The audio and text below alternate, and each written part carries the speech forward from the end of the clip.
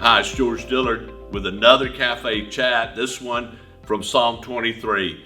I bet a lot of people know most of this psalm by heart, but I want to call your attention and your focus to one particular area. He makes me lie down.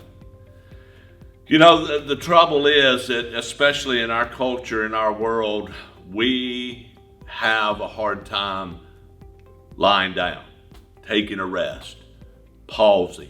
I think that's one of the reasons why a lot of people are struggling, especially during these moments. But I want to encourage you that there's a purpose, there's a reason.